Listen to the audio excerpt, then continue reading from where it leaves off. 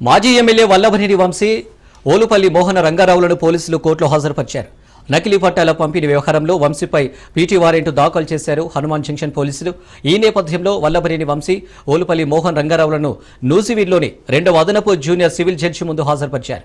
నూజివీడ్ కోర్టులో వల్లభనేని వంశీకి చుక్కెదురైంది. వల్లభనేని వంశీ ఆరోగ్య పరిస్థితిపై ఆందోళన వ్యక్తం చేశారు భార్య పంకజశ్రీ. యూరిన్ శాంపిల్స్ లో యూటోనియం బాడీస్ పాజిటివ్ వచ్చినట్లు తెలిపిన వంశీ భార్య పంకజశ్రీ గతంలో కొట్టివేసిన కేసులను మళ్లీ పెట్టి వంశీపై తప్పుడు కేసులు బనాయిస్తున్నారంటూ ఆరోపించారు వంశీ లాయర్. ఈ నెల 29 వరకు ఇద్దరికి 14 రోజులు రిమాండ్ విధించింది కోర్టు.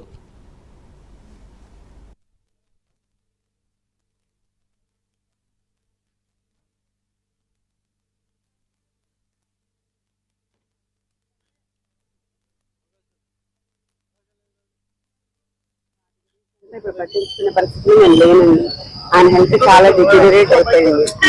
వెయిట్ లాస్ ఉంది బాగా. అండ్ ఆల్సో యూరిన్ శాంపిల్స్ లో కీటోన్ బాడీస్ పాజిటివ్ వచ్చాయి మాకు. సో మేము దాని గురించి చాలా వరీ అవుతుంది. అవన్నీ లీగల్ టీమ్ అడిగింది ఏదైనా ఉంటే.